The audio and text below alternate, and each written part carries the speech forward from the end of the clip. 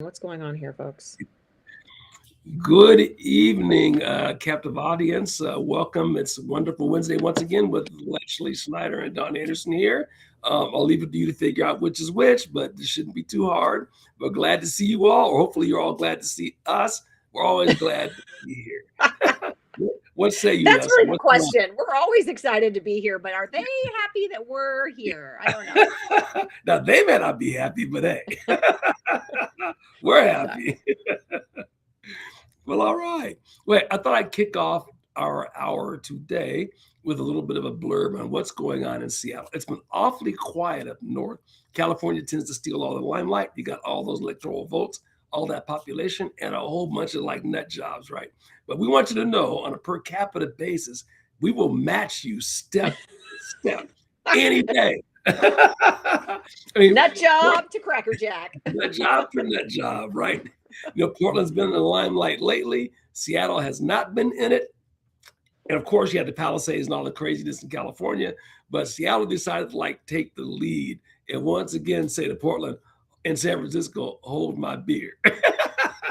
So I don't know if you all knew about this, but in Seattle, they had this, I don't know if you call it a riot, but there was a major shootout at one of the big festivals in downtown Seattle a couple of weeks ago.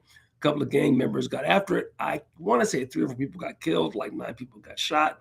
And as bad as that sounds, that really wasn't the biggest fallout from the whole thing. Kind of the bigger fallout from the whole thing was that city officials just failed to show up to address the issue for like hours. I can't remember how long it was, but like the mayor, I just didn't show up.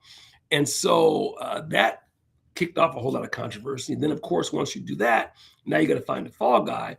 So she decided that the fall guy was going to be the chief of police. And so she fired him, and he was black, of course. So now you got a whole bunch of like stuff going on in downtown Seattle. They have formed a recall. I'm saying I can find my notes on this. So they've decided to put together an initiative for a recall. I think they need 69,000 signatories to that, and they're probably well on their way to getting that. In fact, I'll cut and paste this into the so people can look it up. But yeah, so 3 people were killed. Let's see. Yeah, so and it's not just that. If it was just that, maybe things wouldn't be so bad. When you combine this with all the other problems in downtown in Seattle, we know tons of businesses are fleeing Seattle. Starbucks just moved a ton of people in office space to Tennessee. The vacancy rate in downtown Seattle is like just surpassed Portland to be the worst in the country. 34.6% vacancy rate in downtown Seattle. It's like unbelievable.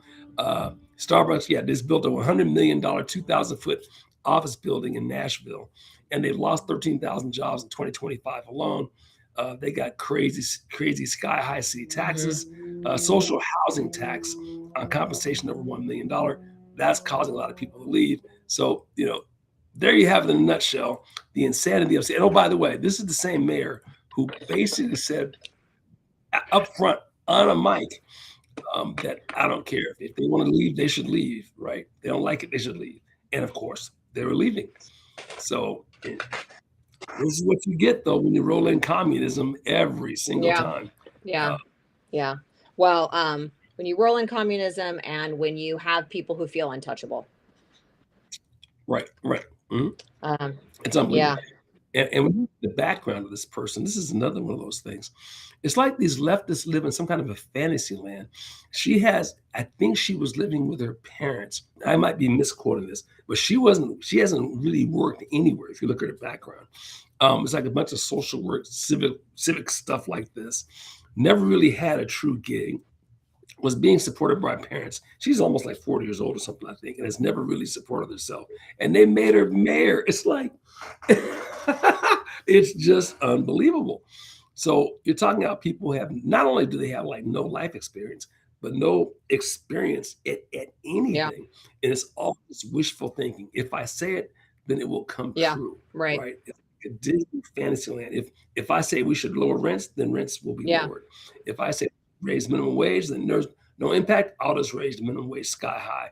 If I want to have rent control, I'll just say rent control, and it's done. There'll be no ramifications of it, you know. And that's how they operate until things start falling apart. Let's have no. Let's defund the police. Oh, there'll be no adverse consequences associated with that. And now you've got homelessness through the roof, crime everywhere. It's, you know, I don't know. And the thing is, I don't know that they ever really double reverse themselves on this stuff. Mhm. I think they just keep doing it. They literally don't see the correlation. No, they feel like the extent of wisdom and knowledge and history is simply their own grasp of history and any sort of knowledge, that everything that exists is already in their head, or it's just a Google search away. Or maybe it could be Mhm. found on their favorite Instagram, or TikTok channel. It's not it's not grounded in reality. And the truth is, a lot of these issues, they really, okay, maybe I could be wrong, but it feels to me like so many of the issues have already actually been figured out. Like how to balance a budget, how to, fight crime, how to keep the streets clean, how to run a parks and rec program and department. I mean, there's not a whole lot of innovation, I think, within those Mhm. processes. There's going to be some tweaks here and Mhm. there, like, ooh, we're experiencing some homelessness. How are we going to address this? Or, ooh, there's some new technology that might help us do this or that. Whatever. But it really shouldn't be that difficult. And if things are so complicated, you're probably out of your lane. Mhm. And so Yeah. Yeah.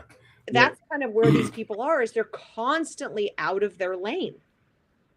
Uh, right. No, yeah, it is, and that's such a great point. I think part of this is they go to these universities and they're taught that they know better than everyone else and they know the answers, and that we were just given the keys to the city or the government or whatever, we can run everything. And they fail to understand we're a nation of 350 million people.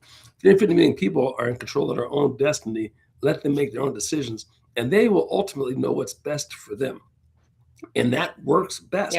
And somewhere in there, that understanding is just not there, combined with, of course, narcissism and the belief that I know better than everybody else. Yeah. It's just a piece. Well, and But you're the right; truth, these things. no, sorry, Yeah, I'm sorry. right. The truth is that they're so young and inexperienced, they actually haven't made a lot of these decisions. So everything just feels Hmm. fresh and new to them. They Hmm. like in the case of the mayor, she probably hasn't bought a house. She probably, No, it doesn't look like it. right? She's never run a business. She's not really old Hmm. enough to have, Hmm. maybe accomplished a whole lot in her career. Um, yeah, she obviously didn't have to struggle to pay the bills because she lived with her parents, like you were sharing with me earlier. I mean, it's like these are people that haven't come to the table having solved any problems. So how are they going to help? How are they going to address issues that other people are facing? Yeah, they're just not, and and then at baseline, and you see this with these socialists all the time. They always want to put things in terms of us versus them. So the Yeah. people versus, like, let's say, businesses, or the people versus wealthy people, and there's such a basic lack of understanding of business. For one thing, who do you think works at these businesses? Who do they think employs these people? Who do they think pays these taxes? Right? Hmm. Hmm. It's these big businesses and these wealthy people that pay all of those things. Yeah. Now, as long as they aren't in cahoots with the government to get advantage over someone else, who cares how much money they make? The more they make, the more taxes they pay, the more people they hire. What's wrong with that? So again, they live in that world of envy, Right. and this spills over into the whole moral component. Yeah.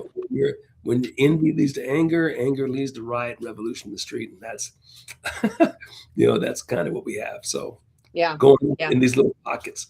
And Yeah. then one last thing I would add, and because you can't stress this enough, the places in the country that are like experiencing uh, bad job situation, high crime, high unemployment, outflowing of people, they're all blue cities. They're all blue areas. And the states that are growing and exploding and doing well, they're all red. It's like Yeah. incredible. I saw a map of this in some podcast I was watching the other day, and it's Mm. it's striking, you Mm. know. And also, of course, when the census rolls around, the states that are going to be losing the electoral votes are going to be the blue ones, and the states gaining are the red ones. Completely predictable. Yes, it is. Well, you want to talk about people in government not allowing citizens to taking away choice and freedoms for the citizens, which of course is every Marxist, socialist dream. But it's their SOP. In California, the California Energy Commission, just voted unanimously on August 17th to pass new efficiency rules for tire replacement tires. So when you buy a new car, Mhm, you get your wheels. mhm. And those tires are, in the opinion of the California Energy Commission, have been designed for fuel efficiency. And when they run out, their tread runs out, and you need to replace them. These replacement tires are less fuel efficient. And so they've decided that they are going to only allow sales in California of fuel efficient tires. And so they've admitted that it will reduce consumer choice by up to 70%. So we've got, people like you know, um, obviously tire manufacturers Goodyear coming out and saying, you know, almost everything that we're offering consumers in California will no longer be available, right? So when you restrict supply, what do we know happens? Prices go through the moon. When right.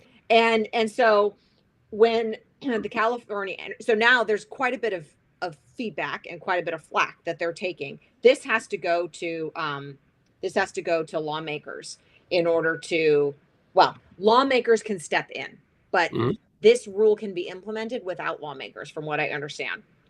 But the rules are going to uh, be enacted in stages. One's in 2029 and one is in 2033. So the goal is by 2033, um,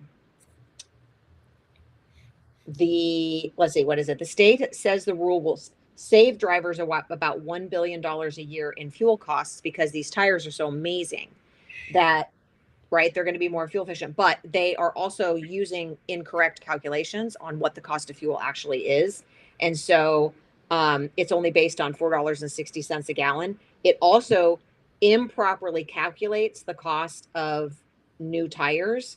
And so they were calculating that the cost of new tires were between $280 and $600. And so but I mean, I just bought a set of tires, and it was around $1,000. I think it was like $975, and I got a deal. I Oh, bought them on sale. yeah. Same. I just bought tires also. Yeah, they've gone up for And sure. my car's only 3 years old. It's a Mhm. 2023, but I bought it. And so, I mean, they do the 2023s, right? And like before they launched them early, right? So I mean, my car's not very old, is what I'm saying. Mhm. So I Yeah. had to buy these new tires, but anyway, I'm sort of like talking around and around. But at the end of the day, Mhm. restricting supply, restricting choice, Mhm. never works out well. And so that's what California is doing.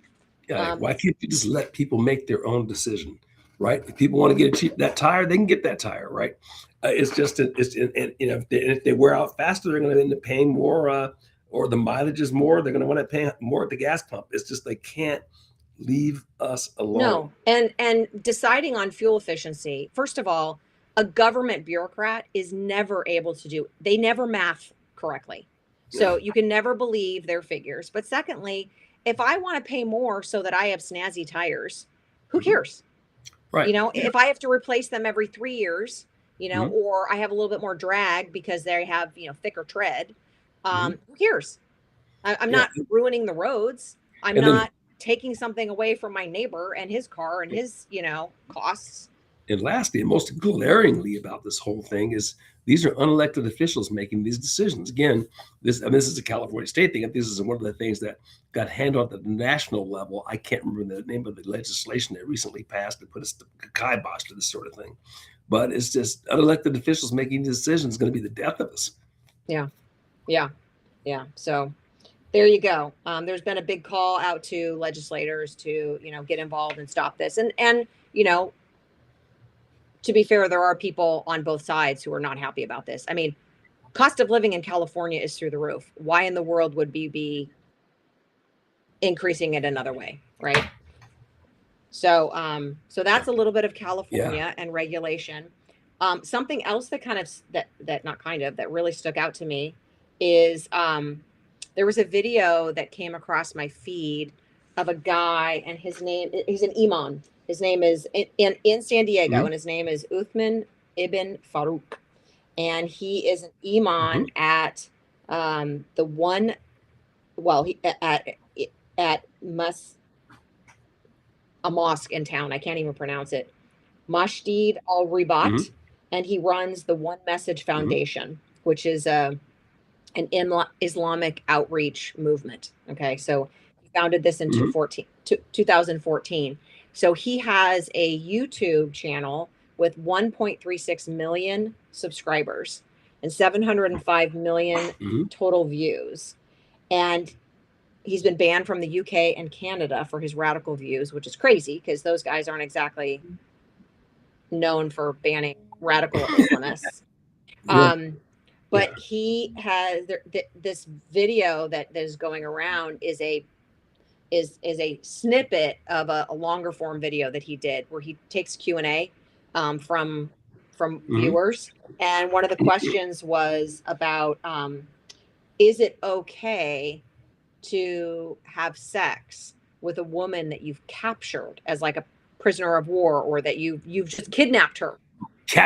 You've kidnapped her, and is it okay to have sex with her? And the imam, you can hear him going, "This isn't a hard question. Why doesn't somebody give me a hard question? This is easy. This is easy." And this is what he said. I don't want to mess it up. But he said,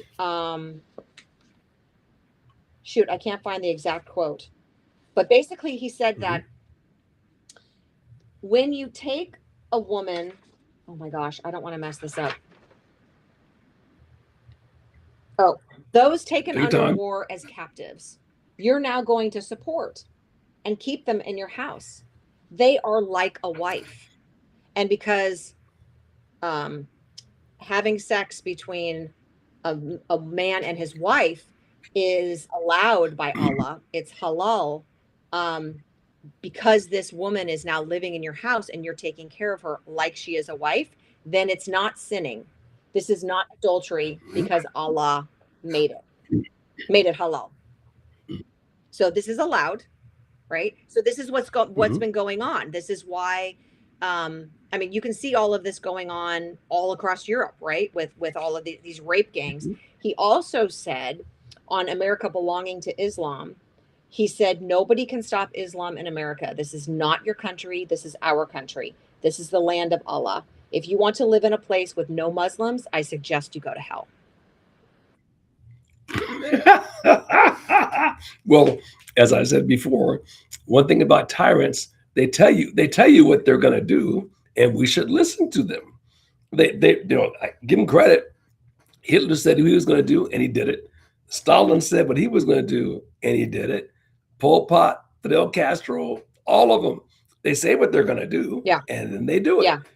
To believe them, and I think one of the biggest, I guess you can call it, not flaw, that's not quite the word I'm looking for, but one of the weaknesses associated with Christianity is we tend to lead with kind all the time, and then don't turn that to something else quickly enough, right? We wait till we get like clubbed in the head, even when there's obvious signs that it's time to be firm, not mean and nasty, but but firm, that there are some things that we're not going to allow. And I think that part of that, well, first of course, we're trying to follow in Jesus' footsteps. Love your neighbor as you love yourself. The greatest of these commandments is to love one another. So that's what we're trying to follow. But on the flip side, we've also had, history of people complaining about Christians because we're so, high and mighty, and we're so judgmental, and we're so this and we're so that. So I think in an overreaction, Christians have become very passive, in a way, and very tolerant of things that they really shouldn't be tolerant of because they don't know how to Mhm. object to that in a way that Mhm. is honoring and in line with Christianity, but is also Mhm. very firm and very clear. And so we get mushy or we don't say anything or we come off too strong and people go, well, that's why we don't like Christianity because you're all just a bunch of, And it's bullies. yeah, and it's difficult not and it's difficult to not be liked. Yes. Here's the thing. I don't care how smooth and how elegant you are, you know, can you think of anybody who was more loving in terms of how they Yeah. responded to these things than Yeah. Charlie Kirk? Yeah. And look Yeah. what Of happened to course. him, Of right? course. So, yeah, you can, there's an element over there that you can never mollify. That's the word I'm looking for. Anyway, you're never gonna, they're incapable of hearing that. And you just have to realize that we're not gonna be liked. Yeah. Some people are not gonna be accepted, but you have to draw the line. It's kind of similar to having a teenager who wants to like stay out too late. And you say, you know what, 11 o'clock, you come home any later than 11, you're dead. And they're gonna be mad at you and kick and scream and all that, but you know down the road that was the right thing to do. And you tolerate not being liked for Yeah. a while, but you knew you did Yeah. the right thing. And that's what we Yeah. face here. We cannot allow people from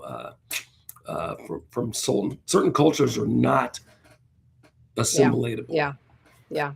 Well, I mean, because I'm in San Diego, this was alarming to me, and I've shared it with a bunch of people. But Mhm. I'm curious to know what the people in his community think of those. I mean, I don't know if the people in his mosque are aware of some of these views, or maybe he's just very very open up to it, or maybe he's sharing some more extreme, more radical views to his YouTube audience that maybe his congregation, whatever you call that in the Muslim faith, isn't hearing. I doubt it. I mean, I don't think it's easy to be two radically different people, but the fact that he's saying these things out loud, and and then on the flip side, are you seeing all of the resistance that's happening in Minnesota? There's people out in the streets, Christians out in the streets protesting against the Muslim takeover. I mean, it's Okay, wow. See, I haven't followed that. I'm glad to hear it that they're not going to passively and roll over and get Dearborned, for lack of a better word. Um, but they've implemented this strategy in other countries all over the world. I mean, yeah, that's what they do. yeah, They get in, they're a small percentage, they're quiet and nice. Then they get to about 25, 30%. They get loud, they get 50%, and pretty soon they're, doing all the yeah, things they do. yeah, yeah, So it's just not yeah, assimilatable. And once upon a time before this was an issue, when folks took an oath and they became citizens and all these kinds of things, I'm pretty sure it used to be illegal to be a communist. And when I went into the military, it was stated. I'm pretty sure if I remember that you swore an oath that you were not going to do well, that that's what stuff. I keep waiting for this. Like, what do you mean you can't be a communist and serve? You have to be committed to upholding the Constitution. Like, you're supposed to swear on that you will uphold the Constitution. You can't do that if you're a socialist. Mhm. So Yeah, do they just but eliminate the oath? you know, I mean, can you?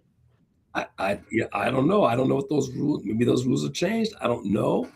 Um, but yeah, I mean, you come in, the first thing you want to do is like usurp the Constitution, get rid of the Senate, get rid of the executive, have like 50 judges, all these other Yeah, crazy things. I mean, I suppose if you can have those things happen via the proper route, like through a constitutional yeah, amendment process, then more yeah. power to you. But you and I both know that these people aren't exactly about fair play. No, and amending the Constitution takes way too much time. I mean, they're Oh, just yeah. gonna, show up and take over and squat and bully and protest and do all the things that so far have been effective. Right, right. No. Well, there are a lot of countries that are fighting back. I'm not sure if you're looking at. I've seen some of these things, like in Europe, is really waking up. I don't know how late in the game it is, but Marie Le Pen is like just front and center in Mm, France. Uh, in Sweden, they've learned their lesson. Hungary and Poland never bought into it. Great Britain, those poor souls. You talk about getting a beat down, but average Joe on the street does get it now. I mean, can you imagine? I saw something. Lady was talking about she was afraid that her daughter had to have a male escort everywhere she goes. Her dad's got to be with her everywhere. I mean, can you imagine living like that? You can't go anywhere now in parts of London, especially if you're a woman, unless you're like escorted by a man. That's that's that's where it will come to if we're not careful. Um, and yeah, I hate to say it, but the only thing that's protected us so far very well has been two oceans, but the oceans are smaller than they Yeah. used to be. Well, and I mean, we probably have the same number of those folks here, but they're just spread out because our country's so much bigger.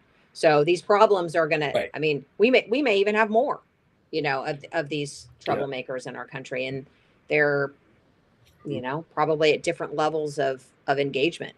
Some are out there right now on the front lines, and some are just quietly waiting, for their opportunity. Sure. No, absolutely. I think we got to be cognizant of that. But anyhow, yeah, it is what it is. So I did want to just touch on real quickly the situation with regard to the Palisades, another California issue, because this is so fun. What was it? It was Yeah. Pratt. So I get the Substack articles from Pratt, and they're actually quite good. I should Okay. send them to you. They're pretty good. But in this last article, he talked about the press associated with what's going on in terms of the rebuild at Palisades, and it's quite interesting. So I can't remember the guy's name. He's a real estate developer who built his own fire department, had his own water systems. So his stuff didn't get burnt down, but everything around it got burnt down. So he was able to rebuild. So he had this big celebration. It's called the Village, I guess. They reopened the Village, quote unquote.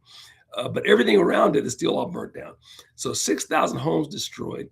Only 30 have been fully rebuilt. Just 0.5% of the total lost. 81% of the burned up homes don't even have permits to begin rebuilding. And Yeah. that's 19 months after the disaster. Now he compares it to Paradise in Northern Cal. And I've been to Paradise before. 8 years after the Camp Fire. So Uh-huh. 70% of the town is still just completely roasted, right? But a year and a half after that fire, 200 homes have rebuilt out of the 14,000 destroyed. So that's 300% faster than the Palisades. And remember, that's not a place that has anywhere near the wealth Hmm. of the Palisades. I mean, and they lost a lot more people. They lost like 85 people, got killed in that thing. But it's just stunning that you see that kind of a difference in little bitty Palisade, that little bitty Paradise, doing a Hmm. much better job of rebuilding than the Palisades. And Yeah. the reason is they don't want to rebuild the Palisades. No, because it's very valuable land, and so they Mhm. want to rezone it. And they're literally trying to steal it. I just can't believe that. I shouldn't call me naive, but that people in power could be willing to do something so obviously wrong. It is like theft. Yeah. They're, Yeah. they're literally stealing these people's land, and it's just mind blowing.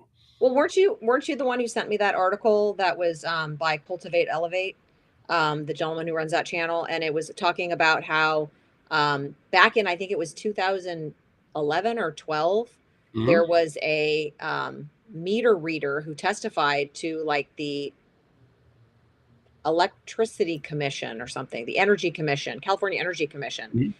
um, testified that smart meters can, um, what do you call it? Spontaneously combust and Yes. take a house down and burn a house Yeah. down. So this was all these many years ago, and Mhm. they were they were showing a video of how it happens. I mean, there was like a Mhm. house, and Mhm. there it was, the smart meter, whoop, whoop, whoop, and goes down, and Mhm. talking about how convenient that would be if neighborhoods, um, attractive, desirable neighborhoods. When I say attractive, desirable to government, were to suddenly Developers. burn down because there's all of this smart energy grid Mhm. development that they're wanting to do, the smart cities, Mhm. and just be able to be in more control of land and zoning and development and Mhm. rebuilding. Now, if you go through eminent domain or if you try to rezone, Mhm. legally, that's very sticky. You've got Yeah. people who are going to fight it. It's going to take Yeah. years. It's going to take millions of dollars. You Mhm. probably won't win. But Mhm. if that happens, Mhm. then everyone just feels really sorry for the people who lost their land. And, Mhm. gosh, we really hope that you could rebuild. Gosh, it's just so unfortunate that's expensive. And, maybe it's just too traumatic for you to be here. So you're going to move away, and the next thing you know, there's all this open land and they can Yeah. rezone it and do whatever they want. Well, It's very efficient. It's well, very clever and very efficient. how many people can hold out, you know, while the legal process works its way out? Like a lot of those people in the Palisades, they weren't wealthy. It's just that their families had this land for a couple of generations. And so they got to live somewhere. Can they hold out and live in a hotel or pay live in somebody for like 1, 2, 3, 4, 5 years? It's Right. so wrong. Well, And and their schools burned down.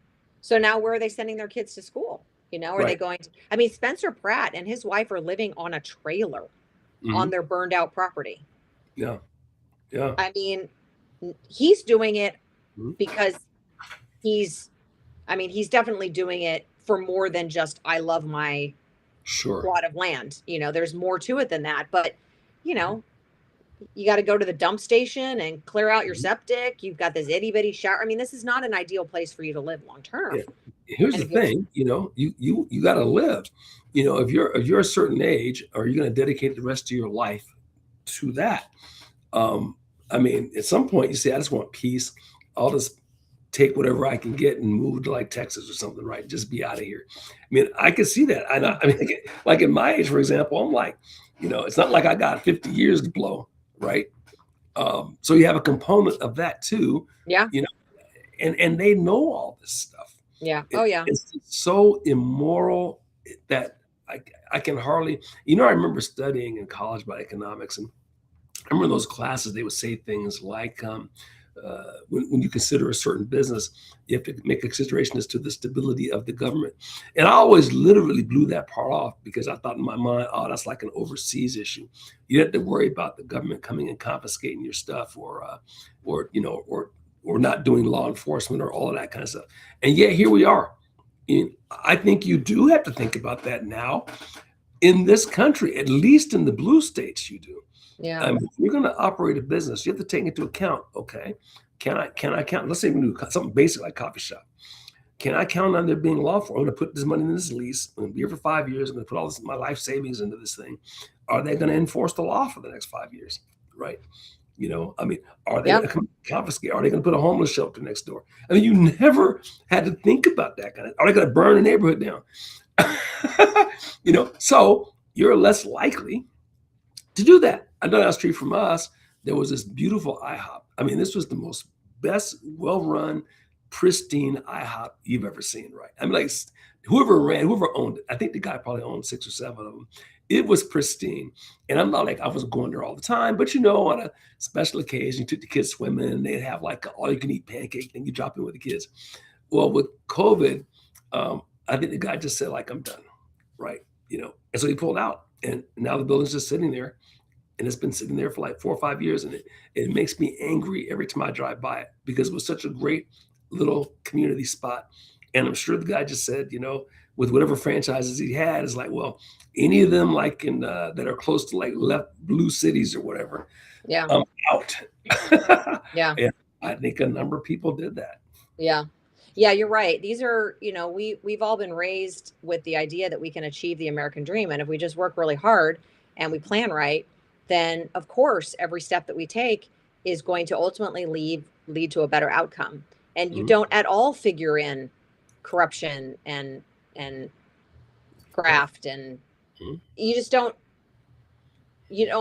or is it grift? Did I pronounce that wrong? Well, Anyway, Peter Rash, corruption. yeah. Mhm. And you don't think like, oh, the government's going to come and steal, or they're going to build a data center, or Right. whatever, I mean, Mhm. Yeah, even decisions like, okay, we all know where you buy a home is largely based on the quality of the schools. So you want to buy a neighborhood where the schools are decent. So you do that, and then they decide they're going to ship in a bunch of kids from I hate it's not sound very unegalitarian, but it's a fact. They're going to ship in kids from the other side of the tracks. And what you're buying, people don't like to admit it. What you're buying is a certain set of behaviors. That's really what you're buying. So when your kids go to that school, you expect a certain level of behaviors, that are going to be like similar to the ones you have. Yeah. What they do is they bring people in who don't have those behaviors, and now your kids in the environment, and you pay top dollar, and you're not getting that. Yeah. It's just Well, and so not only, of course, does that affect your property values because now the quality of the schools are going down because these teachers are burdened with having to focus on rudimentary math skills, or staying late, or managing the classroom for bad behavior instead of actually teaching, the lessons and getting yeah. everybody and spending extra time with all the different levels of learners. It's just all focused on one kind of So population. So it's not only that, but it's also like the the shame that's poured on to people when they actually speak up and they say these are real issues. All of a sudden you're a NIMBY. All of a sudden you're a racist. All of a sudden you right or all of these bad things. And it's like, well, wait a minute. If I want to shop at Saks Fifth Avenue because I know that I'm going to get a certain product in there and I'm going to be treated a certain way, mhm, I should be able to walk in there and spend my money. If I sure. want to go to Old Navy, I Mhm, expect that that's going to be a very different experience. yeah. So, but I can go there too. Like, why should, if I'm going to buy into a neighborhood and spend my hard earned money, and we know that, the cost of the neighborhood, the cost of the home in the neighborhood is not just based on the materials that they use to build your house, right? Right. It's Yeah. all these many factors. If you start eroding those factors and you don't have any control over that, Mhm. that's just Oh not yeah. fair. No, exactly. I mean, I think we underestimate because we've taken it for granted in this country that people are going to behave a certain way.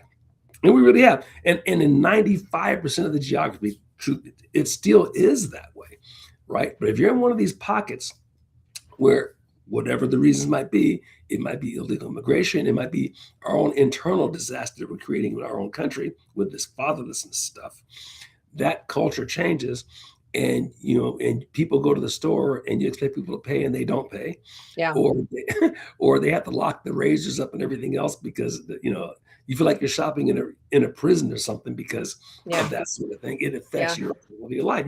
You go to your car to put your groceries in the car, you feel like you did an escort because somebody's going to be begging you for money, it might knock you over the head. I Yeah. mean, these things affect your quality of life, and they also affect your decision making around where you live, which is why we see this flight away from blue geographies. Yeah, yeah. I saw on Instagram. I just want to be clear. Instagram is not my main sense of new, my Mhm. main source of news, but I do go in. I fall into the rabbit hole every once in a while. But And it's worthwhile to poke your head in once in a while. It's a source though, right? I mean, so you don't want to live in it, but it's useful though if yeah, you yeah, live. yeah, for sure. There was a sheriff being interviewed, and he was talking about this new scam where human traffickers are using children, and they're having these children a- approach women, single women, Mhm. unattended women, unaccompanied women, in stores, and you know, and saying like, I've lost my mom. I don't know where my mom is, and I think she might have left. I think she's maybe in the parking lot, and luring these women outside of the store. And as soon as they do, a van pulls up, scoops the women in, and then off they go. And Oh man. so now they're weaponizing compassion and children. Yeah. And so of course the sheriff was saying, okay, if you encounter a child, just go to store security, go to the store manager, call 911. Mhm. Don't leave the store with this child. Yeah. Don't help a child in distress. That's what they're saying because Well, it's been weaponized. Well, it coarsens all of us because now we start looking at suspicion, with everything, right? I mean, I know, for example, if let's say there's a side of the road and there's a woman stranded or whatever, well, how can I put it this way? I will call for help for her, but I'm Yeah. not pulling over. I mean, Yeah. that's because of what we created. There's been cases around here where people have pulled over, you get out of your car and two guys jump out of the bushes and knock you over the head, right? And that's the game they play. Yeah. So, so there might be the innocent woman who really is, or guy, if that will, who needs help. But now that we're all penalized because of the behavior of these people.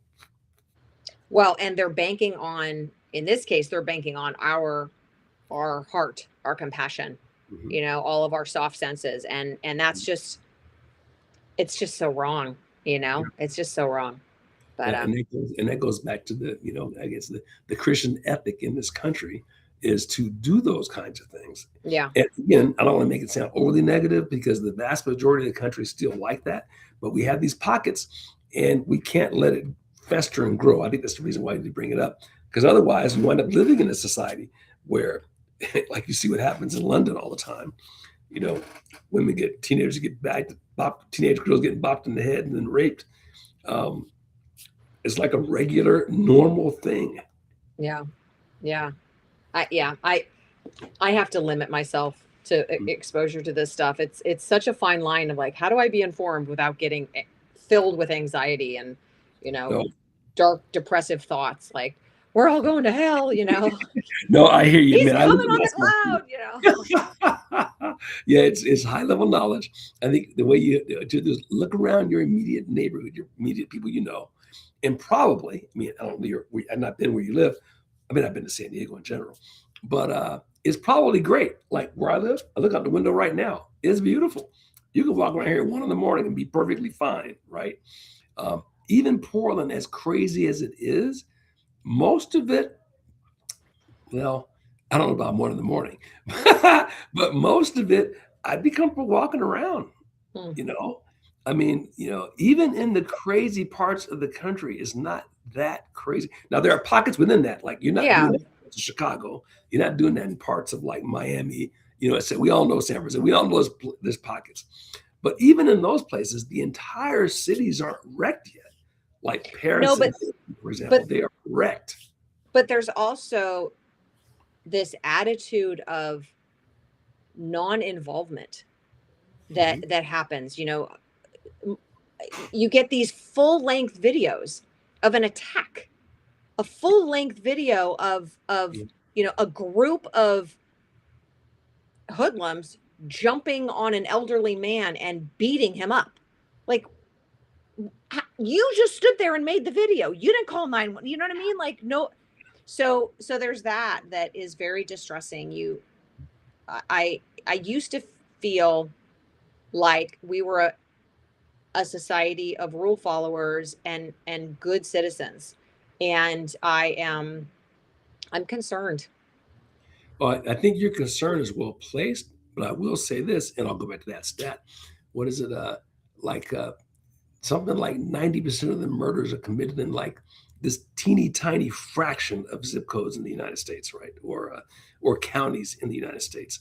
So again, we have and that's not to say that these are problems yet. We definitely did address them. Are they growing? Yes, for sure. Um, but I think it's also step back and say it's not all gone to hell. It's very easy to over because the media sensationalizes that stuff, right? Yeah, Make you feel like it's like horrendous everywhere, and that's not true. yeah, But there's pockets where it is true. We need to like go focus on that and fix it. But yeah, remember, man bites dog. That's what yeah, That's not going to make any news. It's dog bites man. That's what's going to make the news. yeah, And I know for me, for example, I used to ride bike a lot, and I'd ride in these geographies that were supposed to be so horrible and so racist and all that sort of thing, and I yeah, never had an issue. yeah, They just exaggerate. Montana is supposed to be the worst thing in the world. Guys with Confederate flags flying around, they're going to lynch you tomorrow. Never had an issue. I even mm, talked to guys who had a Confederate flag. We had great conversation. It's not, they want you to think that this is like a hateful country, and it's not true.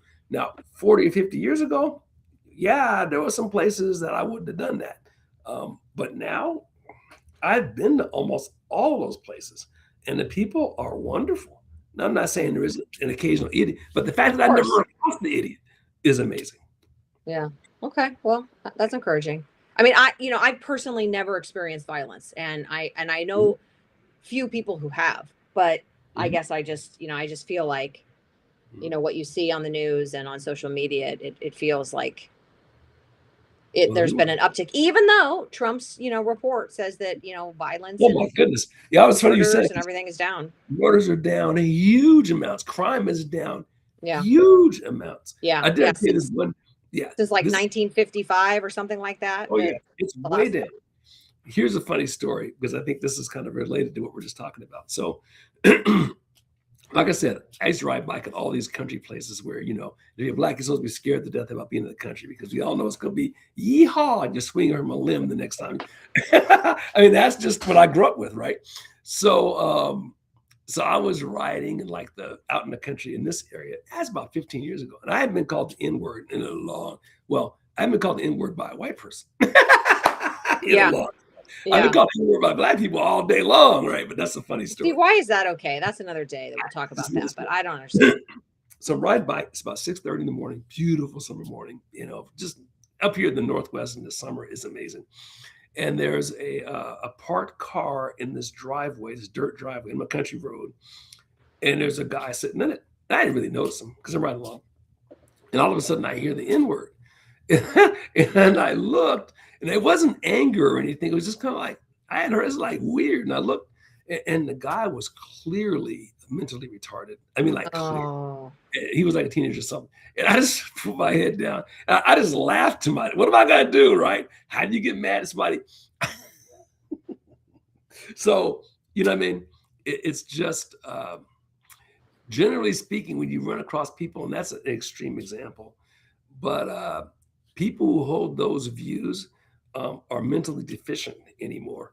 You know, I mean, I could subscribe that 40 or 50 years ago to people just never having been around anyone who looked different from them. And I think there was certain truth to that. You could live a life here and be white and never come across anyone else 40 or 50 years ago, especially in the Northwest, not California, but here you could do that. But you can't do that now.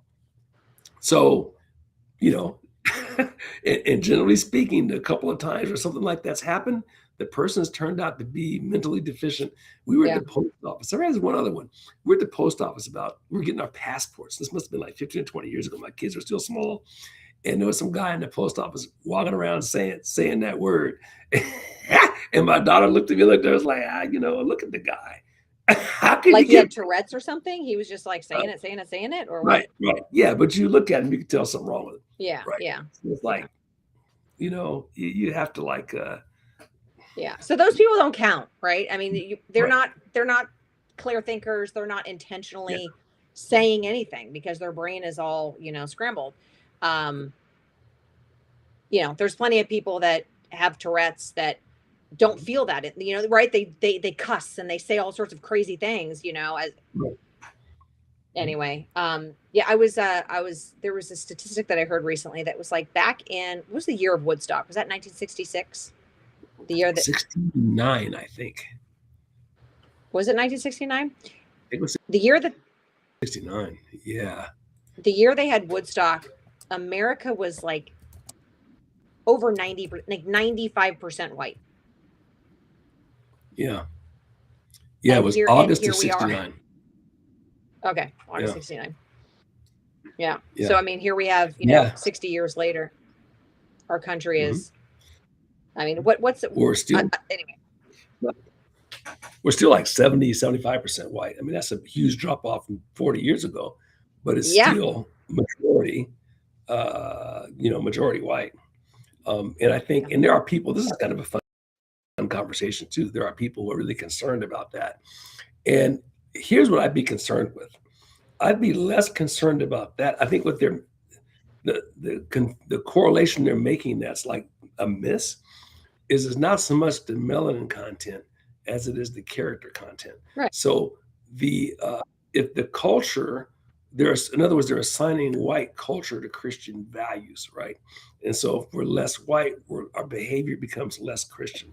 I think that's really what's going on there. But they're not not articulate enough to be able to like say that. So ultimately, the thing we need to be concerned with is uh, that the country stays behaviorally true to Christian values. Right. Um, now, obviously, if we immigrate a whole bunch of people from other places who aren't Christian and don't and look less like white people, on top of that, people aren't going to make that distinction, right? So anyway, Yeah. there's there's my 50 Yeah. cents.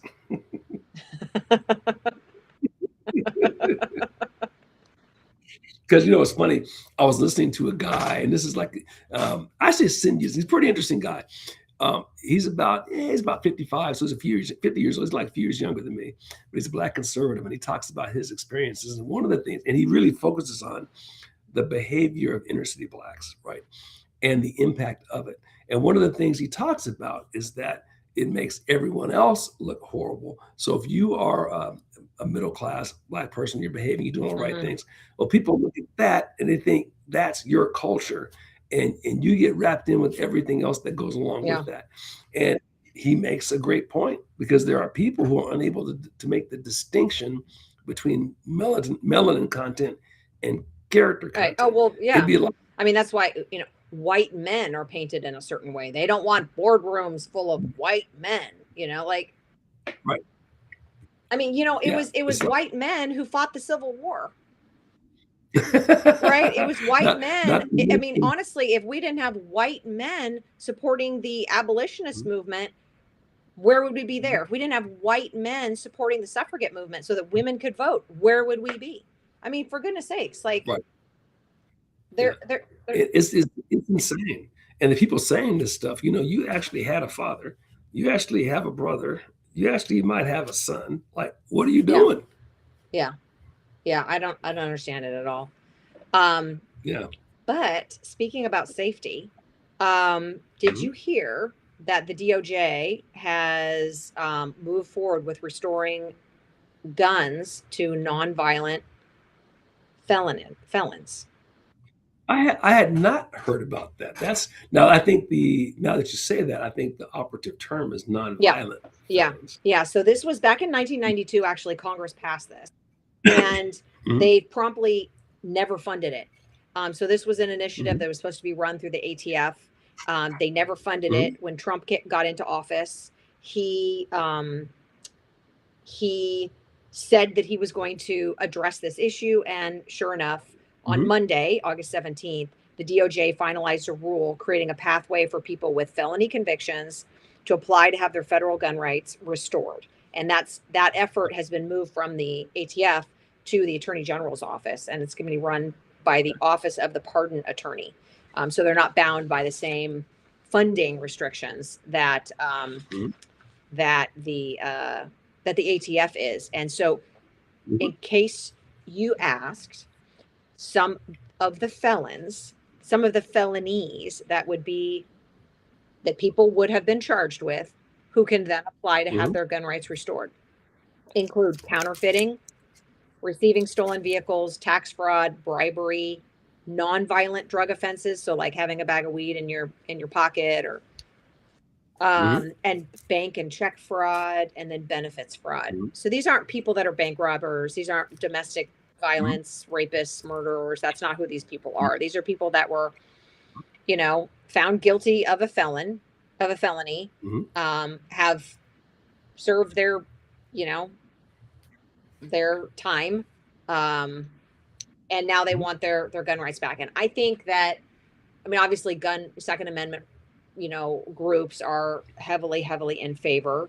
Um, and I think that it's actually, I mean, what do you think about that? I have a few more thoughts, but what do you think You about know, that? yeah. Now, without having researched it, this is my initial first blush. Once I heard the term nonviolent, I'm fine with it. It seems to me that they haven't used a gun or done something like a knife or anything like that. They haven't done anything that would indicate to me that they'd be a Yeah, threat to society that yeah, way. So, and they've served their time. I don't see any reason to hold that over their head. They've served their hmm, time. They followed the law in terms of serving their yeah, time. They didn't try to run away and escape or yeah, anything. Uh, so to me, I think, yeah, their rights should be yeah. restored.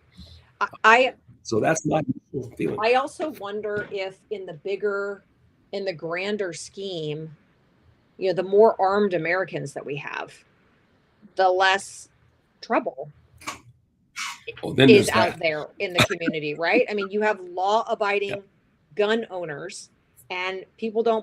pull they don't they don't pull maneuvers in those places. Mhm. So, Yeah. yeah, I don't know. I think it is good. I think it's very good. No, I think the more law, like just to your point, the more law abiding gun owners, and there's two benefits to that. The first one is your fellow citizens a lot less likely to do something crazy. The criminals among us are a lot less likely to do criminal stuff if they have a question that this person might be Hmm. armed. And one of the things they never report, by the way, are the number of crimes that get stopped Hmm. because somebody had a gun. A lot of times, nobody gets shot because the person pulls a gun, they run Yep. away, and so nothing gets Yep. reported. So there's, and then the other and even more important thing to me is we need the government afraid of the Yeah. citizens. Uh, and the more citizens have guns, the more afraid they are of us. So we don't wind up with a situation like Australia where they locked everybody up because they didn't take the vaccine Yeah. right. Uh, they just went out and did literally form concentration Yeah. camps and threw people in them. I remember. And here, yep, that's going to be a really challenging thing to do here, and that's good. Well, one of what they've done is they haven't done the forceful takeover. They've done the psychological warfare. That's what they've been That's doing what was for the last available. several decades. And they have That's these physical uprisings like what's going on in Dearborn, what happened, Black mhm. Lives Matter and Antifa and all that stuff. That's them kind of germinating the ground. And, so That's what's available to them, right? That was the option. Just like the long-term option in terms of destroying the United States is you have to destroy the culture first. You have to destroy yeah, citizenship. You have to destroy. When I say the culture, I mean Christianity because that's what binds us yeah, together, right? So you have to destroy that belief system, and if you do, then you have no yeah. dads. You got adultery all over the place. You got things like what's this thing where the girls go online and sell their bodies? I forget what they call that website. OnlyFans. OnlyFans. You got porn up the wazoo. Free drug, an open air drug. That's the other thing about Seattle. So we're gonna like have open air drug markets. Be surprised there's crime. Shocking. These are like they're just it's so basic and it's that important too. You know, um, you have no rules and certain people are going to take advantage of that. And it doesn't take very many to destroy a neighborhood or a city. No, of course not. I mean, Um, I can remember back in, oh gosh, when was this? 2018, I think, when our little city was entertaining the idea of allowing pot growing fields because we have mhm, a lot of flower growers in Carlsbad and Encinitas. And yeah, Encinitas is the poinsettia capital of the world. And I remember that. and Mhm, so there was a big so and there's a lot of land that, it's now a lot more expensive to mhm, grow in California and, and so they're, importing a lot of the flowers. mhm, Anyway, they wanted to a lot of these, farmers wanted to convert their land to grow pot.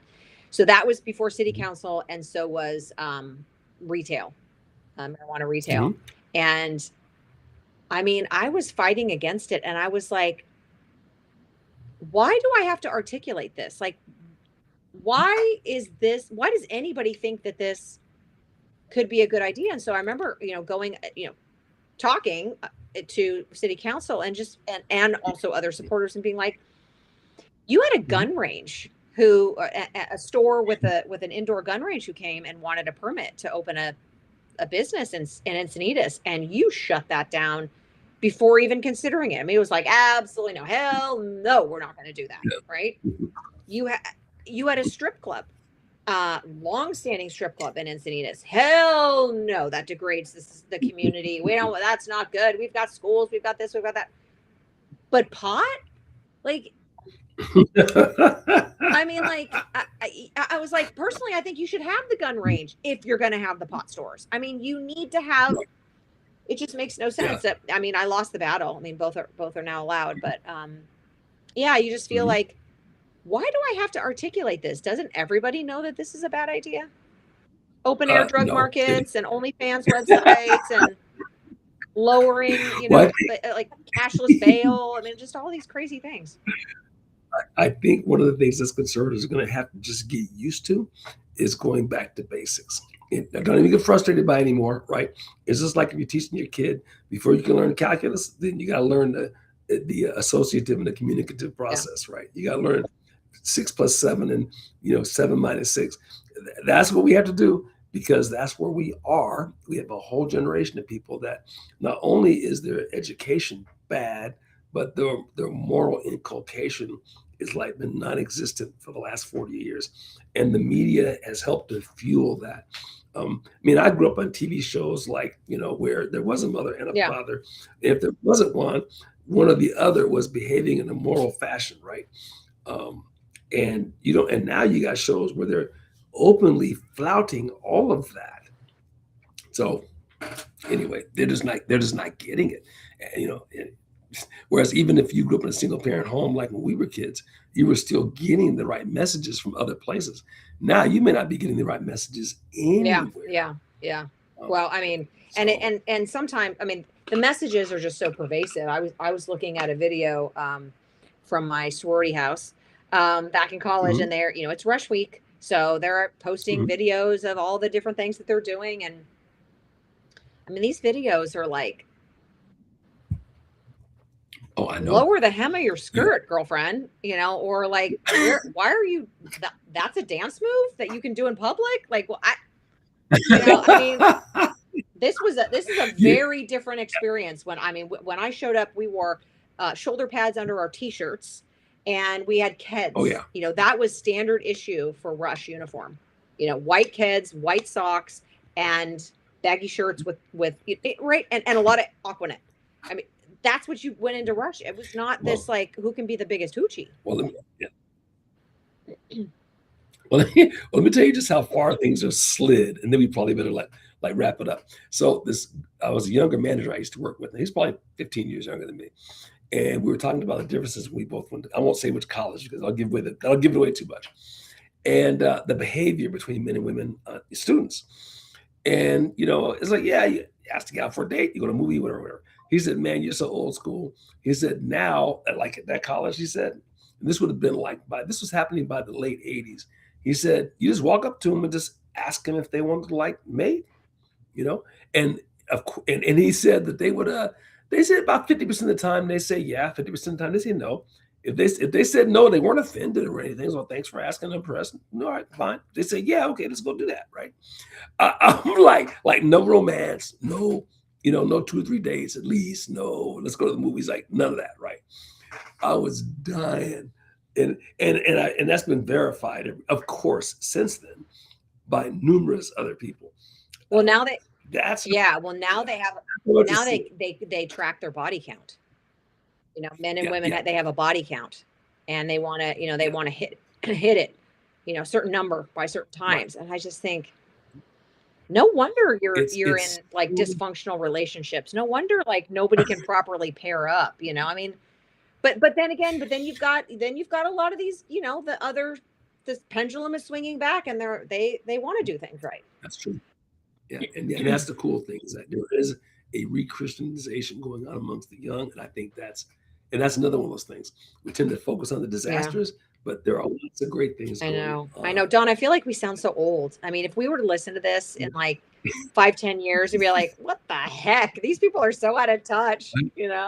Well, you're not yet, but I am guilty as charged now. I, I mean, I guess I I, guess that's just sort of like the ongoing conversation that people have yeah, about the generation, or two behind mhm, them, is like, you're doing it yeah, so wrong. In my generation, yeah. we did everything right. We Well, didn't. but this time we're right, Yeah. Yeah. On this one issue, and maybe a few others. We'll tell you later, but and a few others. Well, my friend, that time has come once again. So we're gonna have to sign off. It's 5 after the hour. It's always a pleasure. Great seeing yeah. you. Folks who are out there, thank you All for right. Thanks, listening. everybody. And yeah, All right. adios. Bye.